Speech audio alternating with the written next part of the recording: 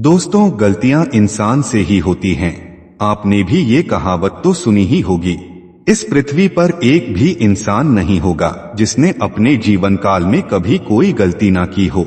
हिंदू धर्म ग्रंथों में प्रमुख गरुड़ पुराण में प्रत्येक गलती की एक सजा का विस्तार से वर्णन मिलता है। हर व्यक्ति को इन गलतियों की सजा अपने जीवन काल में या मृत्यु के बाद भोगनी ही पड़ती है। परंतु हमारे जीवन काल में कुछ समय ऐसे भी होते हैं जिसमें की गई गलती की कोई सजा हमें नहीं मिलती। इस समय किए गए पापों के लिए यमराज भी कोई दंड नहीं देते। इस वीडियो में मैं प्राचीन काल की उस कथा का भी वर्णन करूंगा जिसे खुद श्री कृष्ण ने अक्रूर जी को बताया था, जिसमें एक ऋषि ने अपने जीवन काल में मिले दंड के लिए खुद धर्मराज को श्राप दे दिया था, जिसके फलस्वरूप धर्मराज का जन्म द्वापर युग में पृथ्वी पर विदुर के रूप में हुआ था। आइए दोस्तों, बिना देर किए जानते हैं कि हमारे जीवन काल में ऐसा समय कब आता है जिसमें किए गए पापों की सजा हमें नहीं भुगतनी पड़ती। नमस्कार दोस्तों, स्वागत है आपका हमारे चैनल वैदिक ज्ञान संगम में। आपसे अनुरोध है कि चैनल को सब्सक्राइब कर लें और कमेंट बॉक्स में जय श्री नारायण लिखकर परमात्मा को अपना आभार व्यक्त करें। दोस्तों, भविष्य पुराण के अनुसार पृथ्वी पर जन्म लेने वाले हर प्राणी को तन, मन और वचन से किए गए बुरे कर्मों के फल भोगने ही पड़ते हैं। कुछ पाप जाने अनजाने हो जाते हैं तो कुछ पाप महापाप माने जाते हैं, जिन्हें करने से नरक में बड़ी बड़ी सजाएं भोगनी पड़ती हैं। श्री कृष्ण ने गीता में कहा है कि अगर किसी व्यक्ति ने जीवन में बहुत पाप किए हों, उसने कभी पाप या पुण्य का विचार किया ही नहीं हो, केवल अपने भौतिक व इंद्रिय सुख के लिए ही जीवन जिया हो, उसके बाद भी यदि किसी कारणवश उसको अपने किए गए पापों का बोध हो जाए, अर्थात वो अच्छी तरह जान ले कि उसने अब तक के जीवन में जो भी पाप कर्म किए हैं वो बहुत ही गलत थे, तब भी उसका उद्धार हो सकता है। इस विषय पे श्री कृष्ण गीता के 9वें अध्याय के 30वें श्लोक में कहते हैं, अपि चेत सुदुराचारो भजते मामन्यभा साधुरेव समन्तव्यः समयग्वसितो ही सह।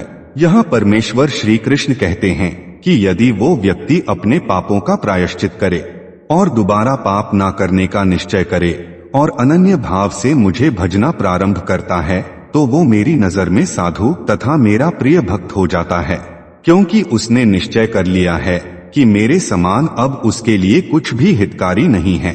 आइए दोस्तों, अब उस कथा के बारे में जानते हैं जिसमें इस बात का वर्णन मिलता है कि एक निश्चित आयु तक किए गए पापों का कोई प्रतिफल भोगना नहीं पड़ता। पौराणिक कथा के अनुसार एक समय में पृथ्वी पर एक मांडव नाम के ऋषि हुए। वह बहुत बड़े तपस्वी और धर्मात्मा थे। एक दिन उनके आश्रम की ओर कुछ चोर भागते हुए आए और वे ऋषि से शरण मांगने लगे। वे चोर किसी राज्य में चोरी करके भाग रहे थे और राज्य के सैनिक उनका पीछा कर रहे थे। चोरों ने कहा कि वो व्यापारी हैं और महर्षि मांडव के आश्रम में छुपने के लिए उनसे शरण मांगी। महर्षि को मालूम नहीं था कि वे सभी चोर हैं। महर्षि ने उनकी विनती सुनकर उन्हें छुपने के लिए अपने आश्रम में शरण दे दी। वे चोर चुराए हुए धन को छुपाकर वहां से भाग गए। चोरों का पीछा करते हुए राज्य के सैनिक ऋषि के आश्रम तक आ पहुंचे। आश्रम में सैनिकों को लूटा हुआ धन मिल गया। सैनिकों ने ऋषि को चोरों का सहयोगी समझकर पकड़ लिया और अपने साथ राजा के पास ले गए। सैनिकों ने राजा को सारी घटना बताई और राजा ने महर्षि को भी चोर मानकर सूली पर चढ़ाने की सजा सुना दी। जब महर्षि को सूली पर चढ़ाया गया तो उनकी मृत्यु नहीं हुई, परंतु इस घटना से उन्हें अपमान और शारीरिक पीड़ा सहनी पड़ी। जब राजा को पता चला कि सूली पर चढ़ने के बाद भी ऋषि को कुछ नहीं हुआ, तो राजा को एहसास हो गया कि यह कोई चोर या आम ऋषि नहीं है। तब राजा ने महर्षि मांडव से क्षमा मांगी। महर्षि ने कहा, हे राजन, तुमने केवल न्याय किया है, इसलिए मैं तुम्हें क्षमा करता हूँ, मगर उस धर्मराज को नहीं। इतना कहकर महर्षि अपने तपोबल से यमलोक को प्रस्थान कर गए और वहां पहुंचकर उन्होंने यमराज से पूछा कि हे धर्मराज, मैंने अपने जीवन में कोई भी पाप नहीं किया। मैंने सदा परमात्मा की भक्ति और धर्माचरण किया है, फिर मुझे अपमान और कष्ट क्यों भोगना पड़ा? तब धर्मराज ने ऋषि मांडव को कहा कि हे महर्षि, आपने अपने बचपन में कीट पतंगों को पकड़कर उनके पंखों में सुई चुभाया करते थे, यह उसी पाप का परिणाम था। यह सुनकर मांडव ऋषि ने धर्मराज से कहा कि धर्म शास्त्रों के अनुसार जन्म से लेकर 12 वर्ष की आयु तक बालक जो भी कर्म करता है वह पाप नहीं माना जाता, क्योंकि जन्म से लेकर इस आयु तक वह अज्ञान होता है। अतः आपसे बहुत बड़ी गलती हुई है, इसका परिणाम आपको भी भुगतना होगा। तब महर्षि मांडव ने धर्मराज को श्राप दिया कि आप भी पृथ्वी लोक पर जाकर मानव रूप में जाने अनजाने गलतियां करेंगे। आप विद्वान तो होंगे लेकिन आपकी नीति कोई नहीं मानेगा। इसी श्राप के कारण यमराज का जन्म द्वापर युग में विदुर के रूप में हुआ था। तो दोस्तों, यही वजह है कि भगवान भी बाल्यापन में जाने अनजाने में किए हुए पाप क्षमा कर देते हैं। दोस्तों, इस कथा से हमें यह तो समझ में आ गया कि जन्म से लेकर 12 वर्ष की आयु तक इंसान को किए हुए कर्मों का फल नहीं भोगना पड़ता, क्योंकि वह अबोध होता है।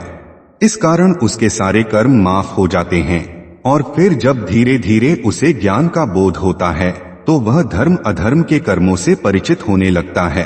प्रकृति के नियमानुसार यह मानव शरीर विशेष रूप से आत्म साक्षात्कार के लिए मिला है, जिसे कर्मयोग, ज्ञान योग या भक्ति योग में से किसी एक विधि से प्राप्त किया जा सकता है। योगियों के लिए यज्ञ संपन्न करने की कोई आवश्यकता नहीं रहती, क्योंकि वे पाप पुण्य से परे होते हैं। किंतु जो लोग इंद्रिय तृप्ति में जुटे हुए हैं, उन्हें पूर्वोक्त यज्ञ चक्र के द्वारा शुद्धिकरण की आवश्यकता रहती है। दोस्तों, उम्मीद करता हूँ कि आपको समझ आया होगा कि किस उम्र तक किया गया कोई पाप आपको नहीं लगता।